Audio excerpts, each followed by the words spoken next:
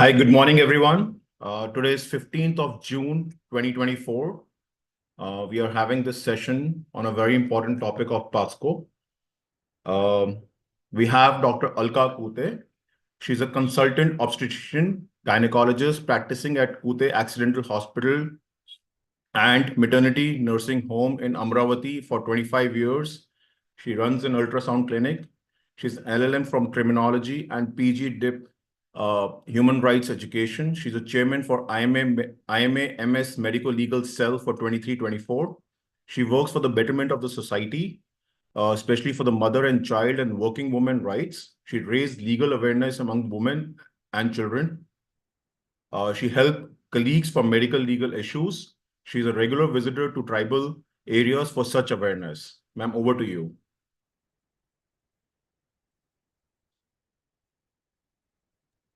So good morning all. Thank you, Dr. Rakesh and team. It's a very lucky moment for me because I will be sharing my thoughts and my PPT with all the international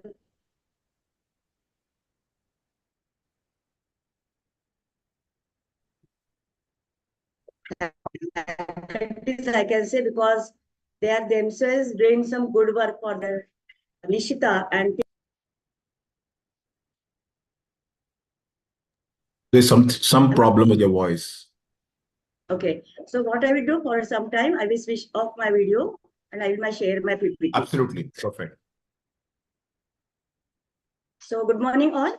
The topic today given to me is very important topic for we all, because we know nowadays a lot of challenges for the adolescent group of rather girls and boys. What was yesterday when we were adolescents is totally different scenario in the present era. So we must make our adolescents and of course our community adolescent friendly and also know the laws that governs adolescent health. The topic given to me today is POCSO Act 2012, that is Protection of Children from Sexual Offences Act 2012. Without wasting my time, I would like to share my PPT.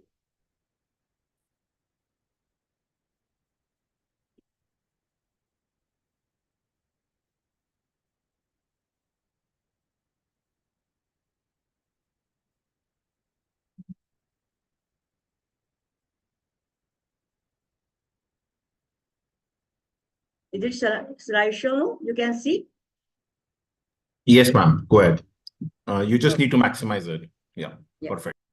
So I bring greetings for all of you from India and from Maharashtra, part of India, a state of India. The topic today given to me is POCSO Act, the Protection of Children from Sexual Offences Act. So I welcome you all and again thank you all for giving me the opportunity to share my thoughts. India is home to the largest percentage of children in the world, out of which around 42% are children below 18 years. So such a huge population below 18 years, 42%. And one of the biggest evils the country is battling is child sexual abuse. And we know children are the softest targets. Any type of sexual abuse is possible. Again, since 2007, as per the National Crime Reports Bureau, we see increase in cases of reporting of crimes against children, those child sexual abuse cases. So that's a positive signal. That means now the adolescents and their parents are not afraid of the complex, inferiority complex or ashamed of. So they come forward and report the crime. That's a good sign.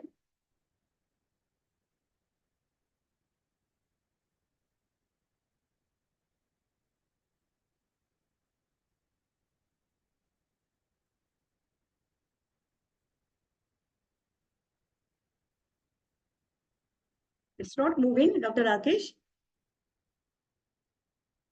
No, ma'am, we can just see the same slide. Yeah.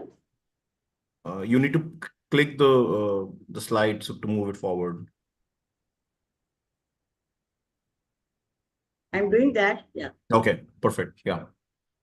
So again, the violence against children in India, what statistics tells us? 1 out of every 10 women reported some kind of child sexual abuse during childhood, chiefly by known persons. So they are known persons. 1 out of 4 girls and 1 in every 7 boys is sexually abused across the world. This is as per the WHO statistics, World Health Organization. More than 50% of children had some sort of sexual abuse as per the 2007 survey. And usually the sexual abuse is from a person known to the victim and a child is especially above 5 years. You can see the figure that shows age-wise sexual abuse. It goes on increases as the age advances. There are approximately 2 million child commercial sex workers between the age of 5 to 15 years and around 3.3 million between 15 to 18 years. They form around 40% of the total population of the commercial sex workers in India. Such a huge population, 40%, they form around 40% of the whole commercial sex workers in India. Around 5 lakh children are forced into this trade every year. 70% of them are illiterate. So illiteracy is also one of the causes. 80% of these are found in the 5 metro cities in India, the capital cities of India. Why one child is more susceptible than other? There are many causes for this. Child having some disabilities. Child living in huts or slum areas without any security or in lower socioeconomic groups. Child with low confidence or no education at all. Teens who are having doubtful sexuality. Children in maladjusted families. There's some quarrels going within the family with domestic violence, of course. Children who lack of love, who face lack of love and protection in their families. Orphans and isolated children, children of the beggars, children of laborers. These are the children who are more susceptible than others for any kind of sexual abuse. In India, there are many laws that govern sexual abuse. Rather, we can say harassment, abuse, assault, all these things. Indian Penal Code is a very old law in 1860. Juvenile Justice Care Act, JJ Act 2000. Information Technology Act 2000. Protection of Women from Domestic Violence Act 2005. There is special Kerala State Police Act in 2012. And this is Protection of Children from Sexual Offences Act 2012. We know there are many IPC, like Indian Penal Code sections that take care of this rape, kidnapping, molestation, sexual harassment. But we know IPC, like Indian Penal Code, they have to deal with many other crimes. So, looking at the sensitivity of this particular age group below 18 years, Indian government formulated POCSO Act, the Protection of Children from Sexual Offences Act, which was enacted in June 2012. So same month, this month only, but in 2012. The act was enacted specially to address the problem of child sexual abuse through less ambiguous and more stringent legal provisions. This is POCSO Act. The misnomer is POSCO. It's not POSCO, but it's a POCSO Act. Protection of Children from Sexual Offences Act 2012. Why POCSO? Why there was need of POCSO? Just now we witnessed many statistics by WHO, by our own India, our country. We know that healthy physical, emotional, intellectual, and social development is very important for all-round development of the child. Also, India had considered to UN Convention on Child Rights in 1992. The National Commission for Protection of Child Rights, that is NCPCR, has been given authority to see or to monitor implementation of the Act. That was the reason why POCSO was enacted. We know that it is very, we can say victim-friendly Act, child-friendly Act. There are many special features given to this Act, or the Act has many special features for the victimized child, whether male or female. The preamble of the Act, that we can say the Protection of Children from Sexual Offences Act, covers sexual assault, sexual harassment, pornography, again aggravated sexual assault, aggravated sexual harassment, pornography. The premises of the Act are, of course, Article 15 of the our Supreme Indian Constitution, UNCRC, that is Convention for Child Rights, 1989 and 1992. It covers the rights of children by all means and in all stages of the judicial process involving children. So the judicial process is also child-friendly.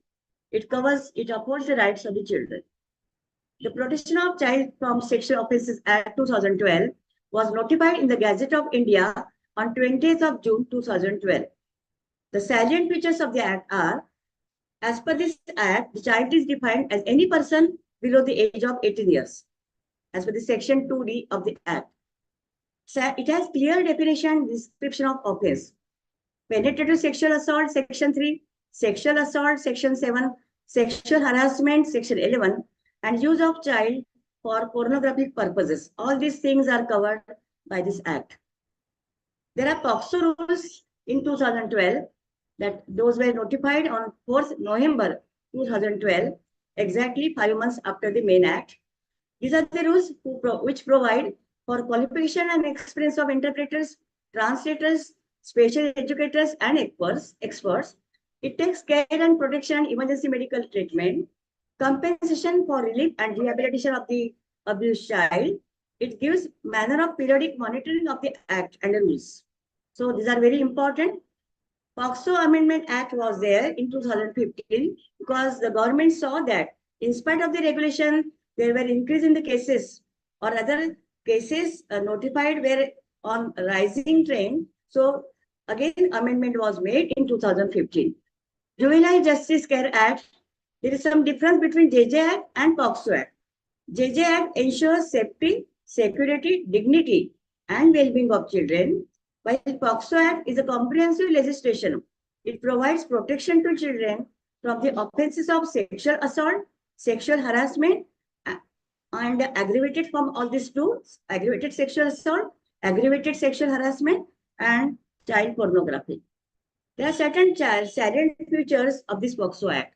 It is the victim-friendly act, gender neutral. It covers both boys as well as girls. It protects child from both physical as well as non-physical contact forms of abuse. Child is given police protection during the investigation procedure. This is also very important. The child can avail emergency medical treatment even if it is not informed to police, but a doctor has to treat emergency while at the same time informing to the police, regional police station. It avoids re-victimization of the child. This is also very important. Otherwise, what will happen? Again, the child will get re-victimized during trial. It has provided special courts to decide compensation for the child. The district session court has been given the authority to conduct the trial.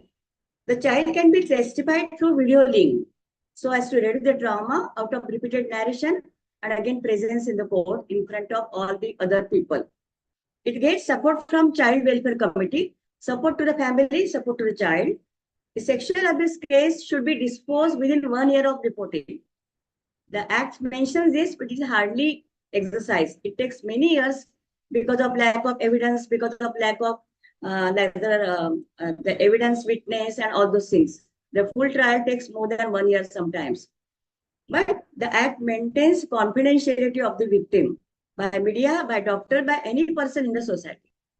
To what extent doctor and a person in the community, they have certain role. So we must know our role. Compulsory reporting by anyone, not only by doctor, but anyone in the community who comes to know that child is getting abused or who just they are afraid of that child will get abused. Even if slightest suspicion, they have to report to the regional police station. Examination of victim to be done by doctor. And there are, of course, certain controversies as regards MTP Act and POCSO Act. Mandatory reporting, just I told that this is mandatory for anybody, any person in the society, and of course by doctor and paramedical staff. So even if teacher comes to know that child is getting sexually abused, or the child tells the teacher that he was abused sexually, the teacher must inform to the police station. It is mandatory for all persons to report cases of sexual offences against children under Section 19(1) of the POCSO Act to the local police station, or there is some places there are special juvenile police units. They need to be informed. It is not mandatory on all persons to report the cases of rape against adult person or sexual violence against adult person if the survivor is adult. However, we hospitals or the doctors are obliged to inform the police of such incidents if the adult girls comes to us as per the section 357 CRPC. Because if she comes to us with the reporting, rather with the complaint that she is raped, then we must inform, even though she is adult, because she has come to us with a complaint. When and how do I report an offense? This is a question for all of us. Section 19 says reporting of the offenses, any person, including the child, who has apprehension that an offense under this act is likely to be committed or has knowledge that such an offense has been committed, he or she must provide such information to the special juvenile police unit as per the act or the local regional police station. Failure in reporting of cases, of course, it is punishable with imprisonment of 6 months or with fine or with both. Failure to record an offense by police person is punishable with imprisonment of 6 months or with fine or both. Failure to report by a person who is in charge of any company or an institution in respect of the offense committed by subordinate under his custody, he must report. So, in charge of the hostel, warden person, in charge of the the community or outsource group is there who takes care of the children or group of male and female children below 18 years, they must inform. Otherwise, they are unpunishable with imprisonment of 1 year and fine. If at all this false complaint with some fraudulent or malafide intention, then it is punishable with imprisonment of 6 months or with fine or both. False complaints against child, punishable with imprisonment of 1 year or with fine or with both. No civil or criminal liability for giving information in good faith. Suppose we come to know that there is some crime or sexual abuse and we are informing with good faith, not with any malafide or malicious intent, then it is protected by section 19(7). There are different countries.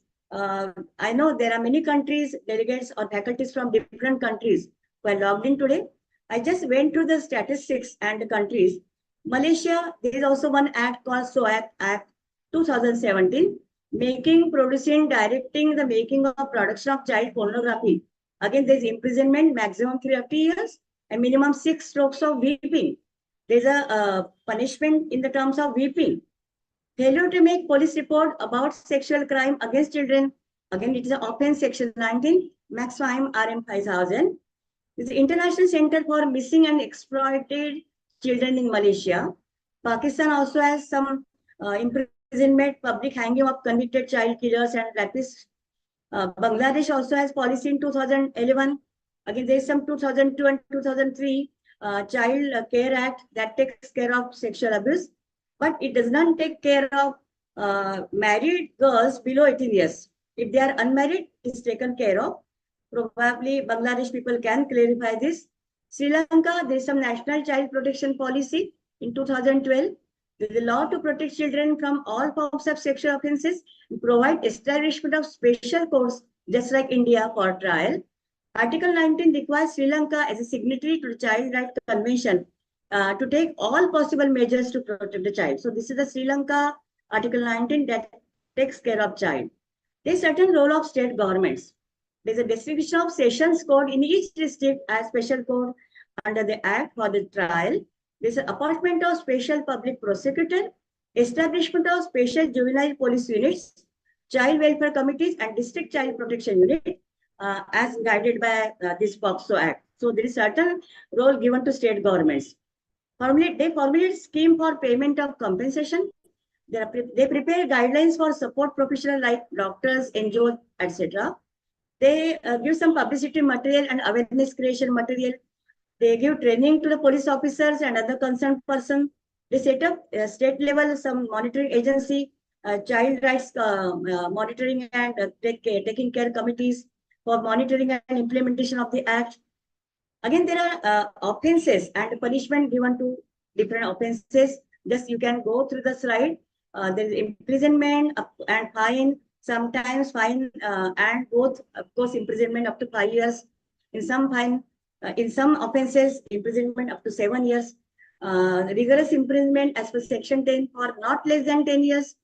It may extend to imprisonment for life and also liable to fine. So there are different sections that give punishment to the offenders. There are other offences and punishments for the offences like child use for pornography purposes, child for pornography purposes after having been convicted previously for same offence. So this is repeat offences by the same offender. So the imprisonment is increased up to 7 years, from 5 years to 7 years. Storing for commercial purposes any pornographic material in any form involving a child, up to 3 years imprisonment, fine, or both.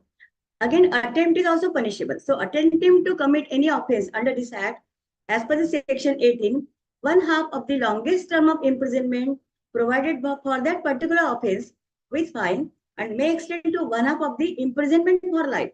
So attempt is also punishable. So one cannot say that I have just attempted, but it didn't take place. So attempt is also punishable as per the provisions of the sections of the act. Abatement and attempt, again specially covered in this slide. Abatement treated with the same severity, gravity, same seriousness as commission of that offense. Trafficking of children for sexual purposes covered under abatement. So in many countries, we know the children are trafficked, sold. Again, they are used for sexual purpose. Child labor also going on. So this happen in many countries. Attempt to commit an offense penalized for up to half of the punishment prescribed for that offense. So abatement and attempt both are punishable. It is said by Fredla Adler, American criminologist. Rape is the only crime in which the victim becomes accused. Very true. Whether the crime is the victimized crime, child is below 18 years or above 18 years. The delay in giving justice makes as if the victim is accused. There are certain directions given to the media as far as secrecy is concerned.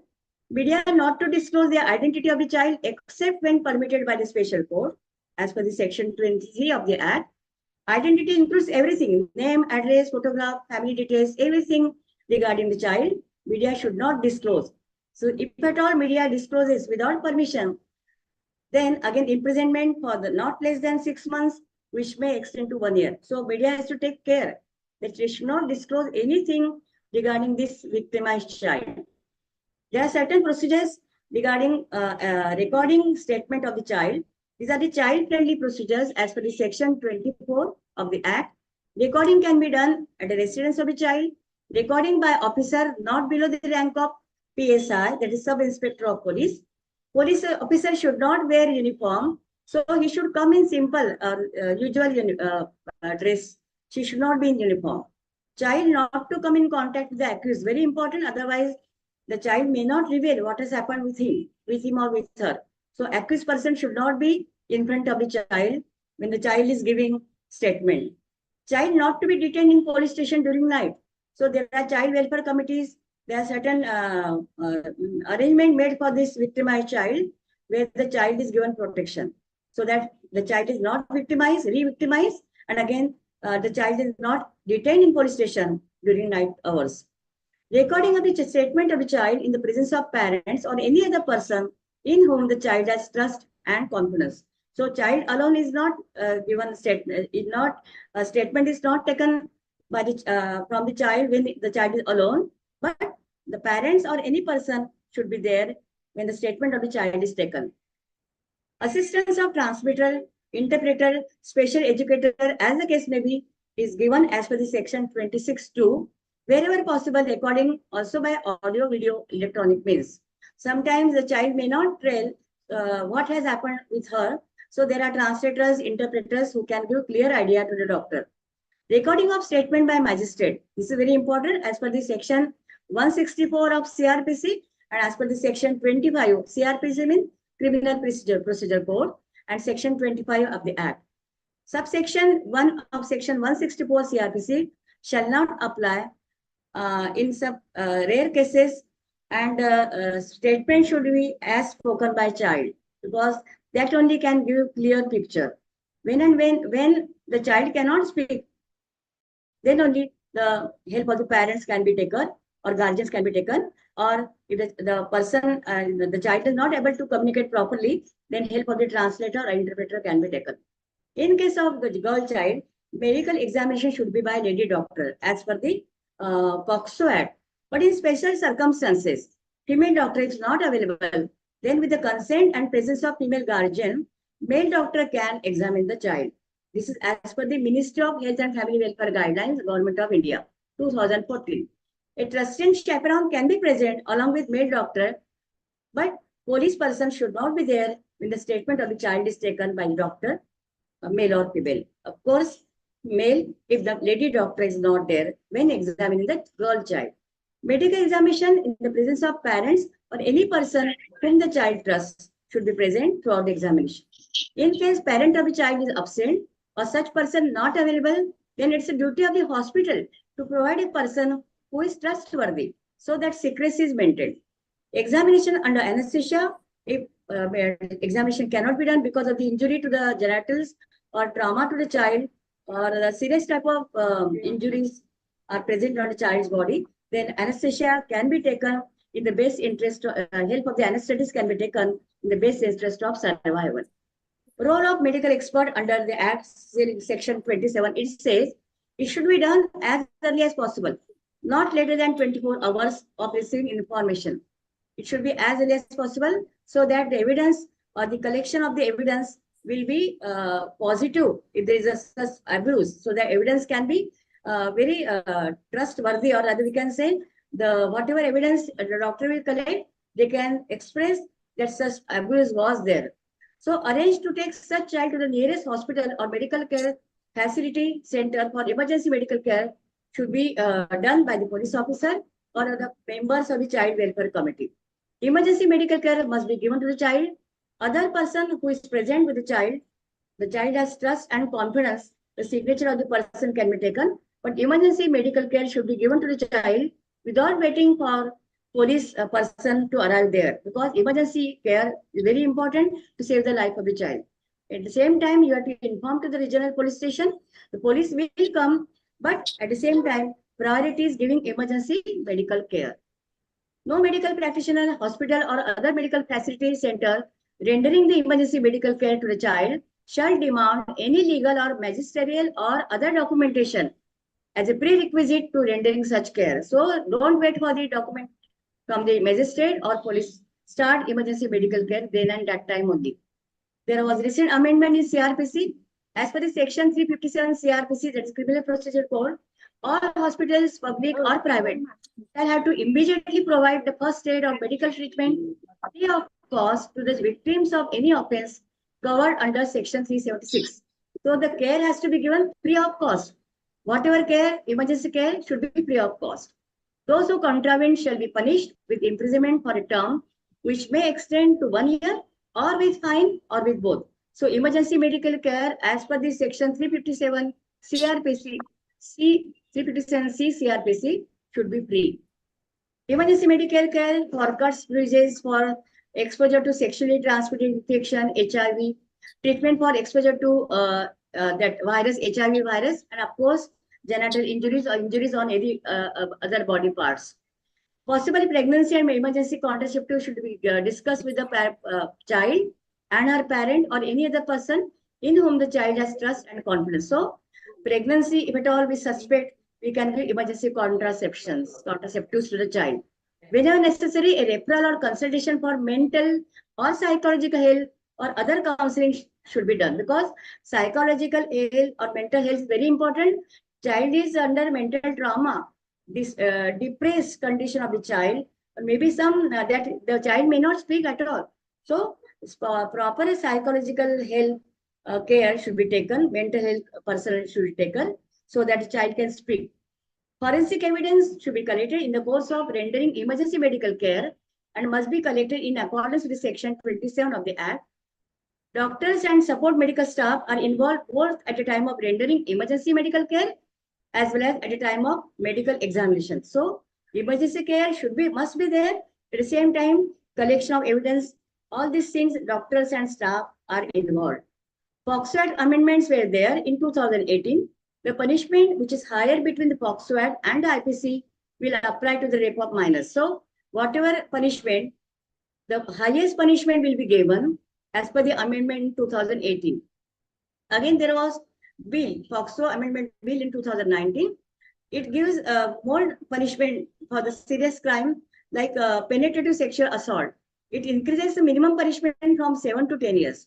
If person commits such assault on a child below the age of 16 years, imprisonment for 20 years applied and with fine. So these are the increased punishment as per the amendments in POCSO Act 2018 and again POCSO Amendment Bill 2019. They are the serious type of crimes. So naturally there is increasing punishment. There are many challenges for POCSO Act implementation, like consent has to be taken from the child. Sometimes the child is consent because the child is 18 years is not valid. But again, gray area between 16 to 18 years. Sometimes child doesn't want to give consent or doesn't want to get examined because child consent has got no value as per the POCSO Act. Consent below 18 years has got no value as per the POCSO Act because the child is minor. But sometimes parents are ready to get the child examined, but the child is not ready. So there is again controversies what to do because child doesn't give cooperation at all. Medical examination should be done by a female doctor in case of female child. But sometimes female doctor is not available. So a lot of time is wasted to wait for female doctor, but the male doctor has to conduct the examination in the presence of female person or the chaperone can be there with the medical doctor, male doctor. Treatment cost, the government says give free of cost emergency treatment, but sometimes it can be costly. So it becomes difficult for private doctors. But if not done, again there is a fine for these doctors who take money for emergency treatment, though it is costly. Sexual intercourse sometimes can be by mutual consent. Sometimes the female child is between 16 to 18 years. She gives consent, but as per the POCSO Act, the consent is invalid because the girl is below 18 years. So again, there is many controversies. The consent of the child also taken in between 16 to 18 years, and again the consent of the parents or the guardians need to be taken, always taken. Child marriage, in spite of the Marriage Act, the marriage below 18 years is invalid. But again, in some tribal areas, child marriage do take place below 18 years, of a female is below 18 years. And there is a pregnancy out of marriage. But because it is below, the child is below 18 years, again the POCSO Act applies. And there are not many controversies as regards child marriage. Awareness education still not there amongst doctor community, amongst the community people, amongst the police person, health workers. So we need to make them aware, educate police person, our doctor people, staff, and again the societal people regarding stringent provisions of this POCSO Act. Special mental health care is needed. So for that matter, again, presence of psychiatrists or mental health specialists is needed. Reporting mandatory, but sometimes nowadays we find reporting increased rate of reporting because of the awareness, but still because of the social taboos, because they are afraid of the stigmas, sometimes reporting is not done in spite of repeated awareness programs. So all these are challenges for those who want to follow the POCSO Act sections. So the take-home message for this special act, rather special presentation, the POCSO Act is gender neutral, applies to both male and female below 18 years. Attempt as well as abatement to the crime is punishable. Mandatory reporting is there must for doctors as well as any person in the community who comes to know or there is slightest apprehension that the child has been committed or will be committed. This must be mandatory. They must be reporting to the police station. Penalty for default in reporting. Examination and treatment to the victim must be given by the doctor and free of cost if the emergency treatment to be given to the victimized child. There are many controversies as regards MTP and POCSO Act regarding secrecy, regarding reporting, regarding consent of the child and guardians, regarding many things. So again, many things to be done, many revolutionary efforts should be there from our part and from, of course, the government, so as to implement the Child Welfare Act in a very meticulous manner. So it is again last slide. Let's together work for a society where women or the children can live without fear or any kind of violence. So this is the request for you all, and of course we all, so that let us work together for the welfare of the child, for the welfare of the woman child, male child, of course, for the strict implementation of the POCSO Act. So thou shalt not be a victim, thou shalt not be a perpetrator, but above all, thou shalt not be a bystander, as per the Yehuda, this wonderful statement made by Yehuda Babar. So we should not just bystander, be there as a bystander. We must inform, because tomorrow it can be anybody's turn. So better take the help of the provisions of the POCSO Act, inform to the regional police station, and help the government, help the police station to give justice to the male or female child below 18 years. So thank you very much for patient listening. Thank you, Dr. Rakesh, Dr. Nishita, Dr. IJCP team. Thank you all. Thank you, ma'am. Thank you for the wonderful presentation. And I think this is a very important topic.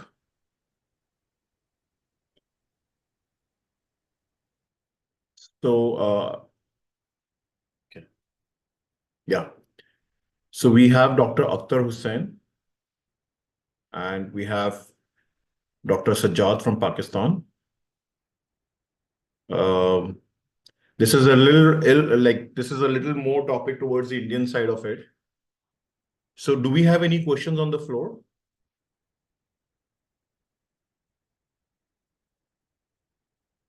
So good morning, all doctors who have joined from different countries. Good morning, delegates. I welcome you all. This special webinar for the justice to the affected child, victimized child, male or female. Okay, Saurabh, can I? Hello, Yes, everybody. Hello. Good. I'm sorry I have joined late, but whatever I heard the presentation of Dr. Alka, it was very excellent. And I would just like to know that in India, is there any effective law of India for child violence, against the child violence? Is there any law in India?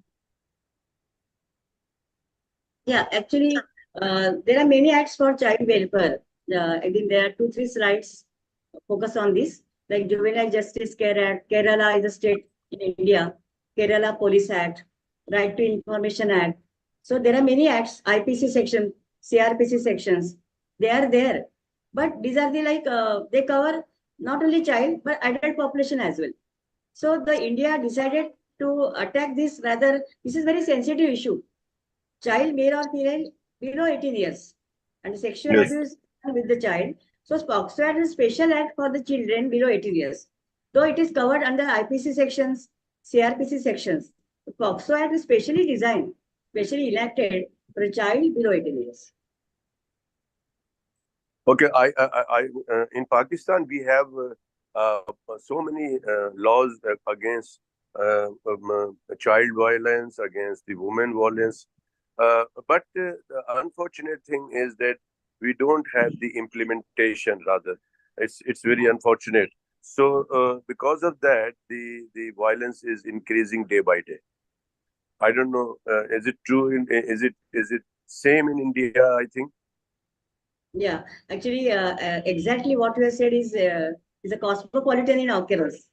But you know, because of the constant hammering and training program in the community for the doctors and of course for police people, the reporting there is a tremendous increasing reporting of the crime. Previously, it was underreported, but now the people are coming. The child is coming. The teachers are coming. They are reporting to the regional police station. Sometimes they are bringing the child to us. Then we help them to go to the regional police station and report the crime. Because unless and until they come forward, what's the use of act? It will be just like the act is enacted without any implementation. So the people in a society, anybody in the society, not only doctor, not only paramedical workers, all have to inform. So the people in India, they are aware, that much aware nowadays. They come to, they bring child to us. They bring child and take the child to the police station. So the implementation is lacking. Of course, it is not that 100% implementation is not possible. But the people are trying, because the shame, what was initially built, taboos and like shame, it was like there is some, rather it is creating inferiority complex. The child was only responsible for that offense. It was created in the long back era. But now they come to know that it's not her or his fault. It is the fault by the offender, or rather the misconduct by the offender. And that's why they are coming forward to get justice. I'm gynecologist. I go many times to the court as an expert witness. During COVID times in India, every day we used to examine 4 girls. I belong to district hospital for women. So I used to examine 4 girls, and each girl used to take around 2 hours for examination. I have seen girl child 2.5 years old. She got sexually abused by so-called uncle. So all these things occur everywhere in every country. But because when there is increase in awareness, the reporting percentage definitely has increased since 2007, as per the National Bureau reports. Thank you very much. Thank you. Thank you, sir. If the guardians or if somebody knows about it and they don't report it deliberately because of the fear or something, is there any section or any crime against them if they're not reporting?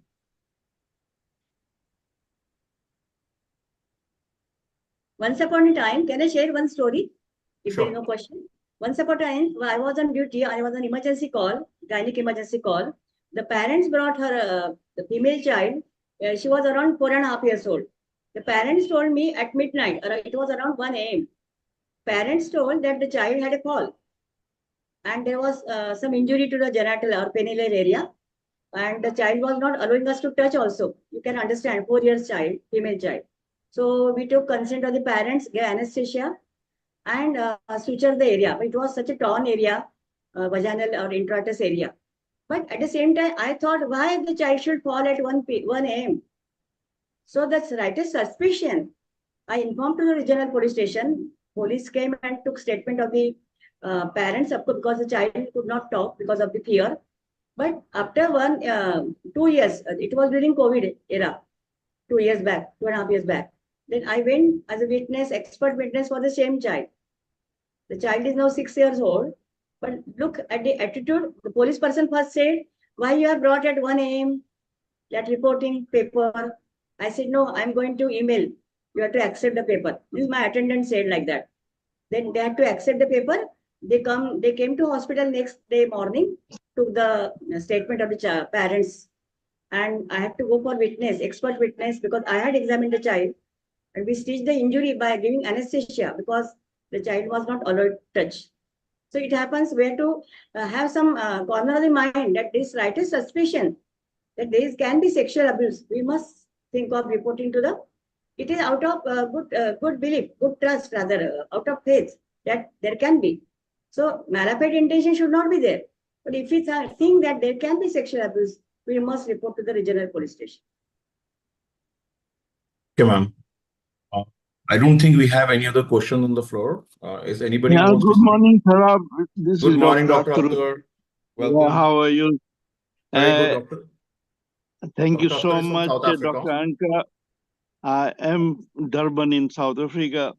In our scenario, medical cases go to we have a special unit called crisis center in each city, each town, and they got a specific mini police station next to it, and the designated doctors, they look after all these cases of rape, assault, and the police is on the spot. So then after examination, what we do, we put them in a comfort area, and then we involve with a clinical psychologist, psychiatrist, and it's a multidisciplinary team.